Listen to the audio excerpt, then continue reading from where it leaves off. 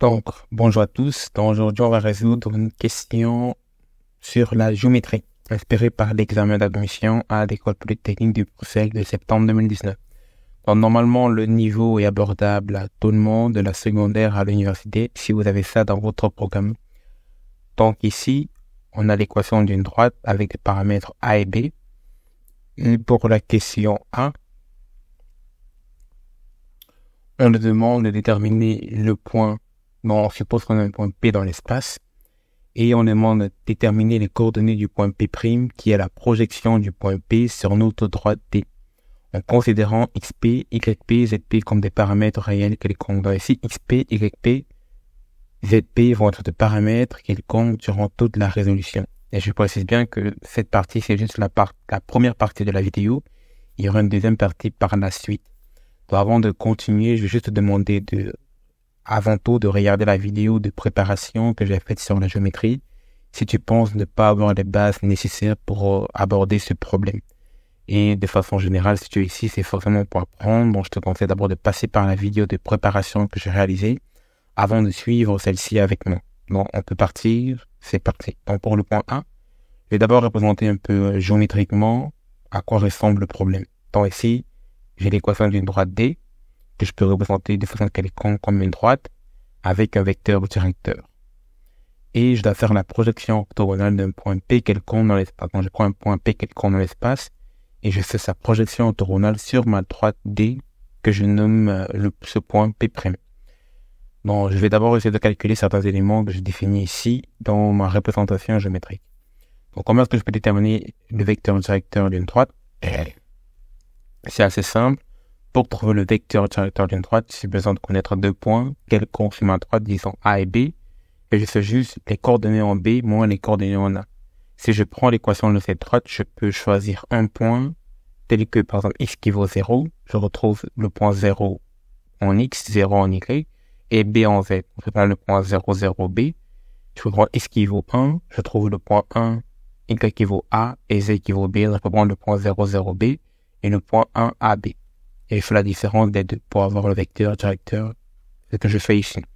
Quand je prends le point 1AB et je prends le point 0, 0B, je fais 1AB moins 0, 0B, j'obtiens 1A0. Et là, je fais le vecteur directeur de cette droite. Par la suite, je peux voir que géométriquement, le vecteur P', est orthogonal au vecteur directeur de ma droite. Donc, si je définis et en plus de ça, je sais que le point P' doit satisfaire les équations de ma droite. Donc, ça veut dire que P' satisfait l'équation de T. Donc, ça veut dire que Y de P' est égal à XP' et Z de P' est égal à P. Donc, ça veut tout simplement dire que le point P' appartient à la droite de T. Donc, si je rappelle encore la propriété d'orthogonalité que j'ai énoncée, telle que P' doit être orthogonal à D, ça veut dire que le produit scalaire entre P' et V de D doit être égal à 0. Donc, ça veut dire que P', pour le scalaire avec VD, est égal à 0. Donc, ici, pardonnez-moi de ne pas avoir mis des flèches, mais c'est des vecteurs en réalité. Donc, je sais que le vecteur P', c'est la différence des coordonnées en P' et P. Donc, c'est XP moins XP', YP moins YP', ZP moins ZP' pour le scalaire avec 1 à 0, qui est le vecteur VD. Donc, je sais que la composante en Z va disparaître. Un produit scalaire, c'est composante en X fois composante en X, plus composante en Y fois composante en Y, plus composante en Z fois composante en Z. Là, la composante en Z est nulle, donc je peux effacer ça.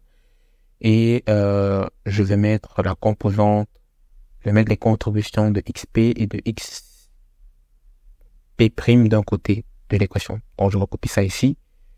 Ça revient à dire, donc c'est comme si je faisais juste XP.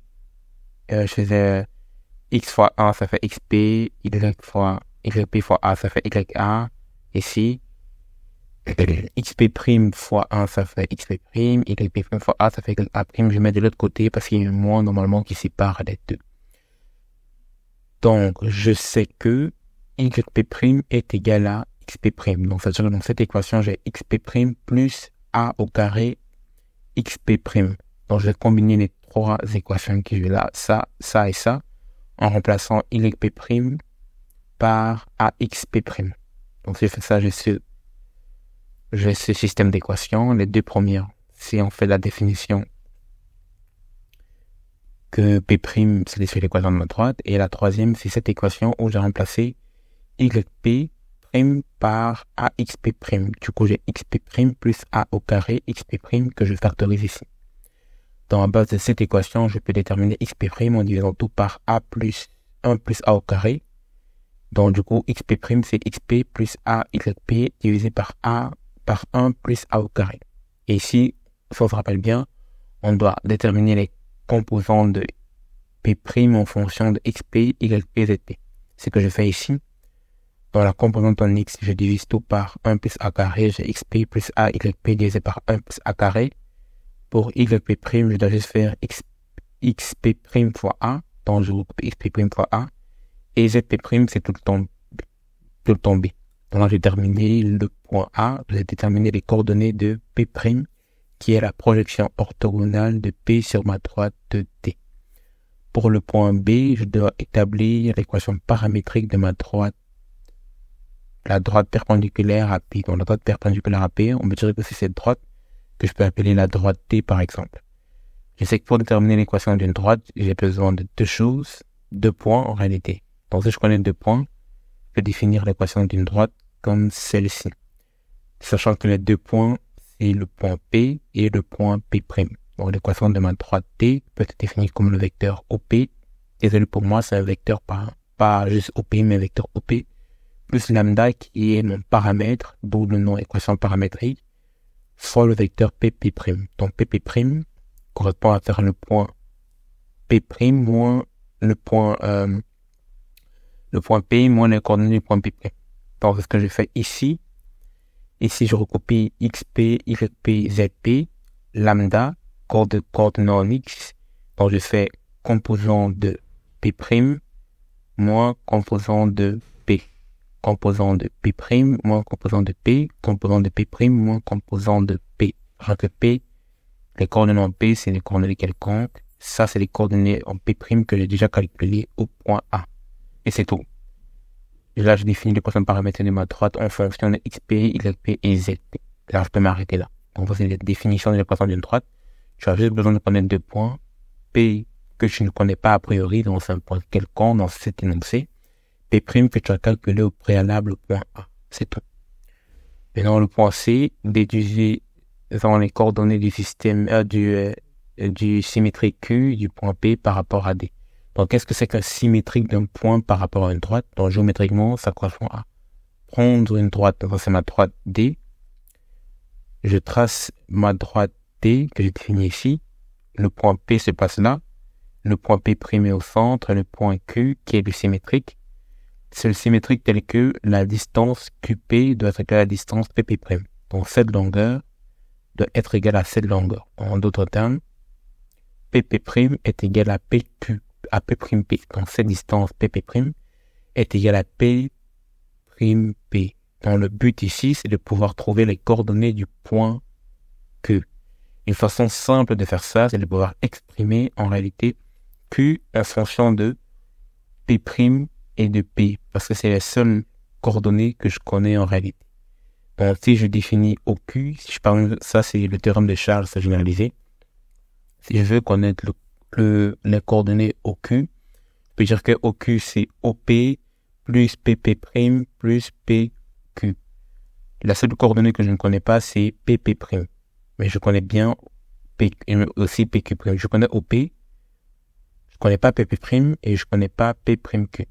Mais je sais que P' est égal à P'Q, donc je peux dire que ça c'est OP plus 2 fois P'. Je peux décomposer P' avec le théorème de Charles pour avoir P' qui vaut OP moins OP'. Donc en réalité c'est OP plus c'est OP plus P OP, donc un truc comme ça, mais c'est le théorème de Charles ou le juste inversé. Bon, c'est pas clair, tu peux faire ça sur une feuille, c'est de décomposer P' en fonction de OP' et OP.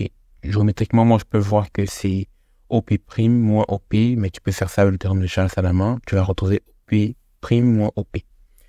Donc, je peux décomposer tout ça, je vois que OQ, c'est OP moins 2 fois OP, c'est moins OP, et 2 fois OP', c'est 2 OP'.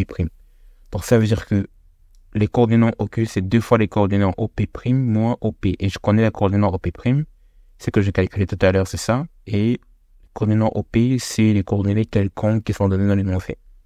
Donc à la fin, je peux dire que XQ, c'est 2 fois XP' moins XP. YQ, c'est 2 fois YP' moins YP. Et ZQ, c'est 2 fois ZP' moins ZP. Sachant que les coordonnées XP', YP' et ZP' sont les coordonnées qui ont été calculées au point. Donc normalement, c'est tout pour la première partie de cette question. Comme ça, la deuxième probablement samedi, donc n'hésitez pas de partager. Normalement, je vais pas demander beaucoup de choses, mais n'hésitez pas juste de vous abonner, c'est tout. Juste vous abonner, c'est largement suffisant pour moi. Donc on se retrouve bientôt pour la prochaine vidéo. C'était Djibril, salut.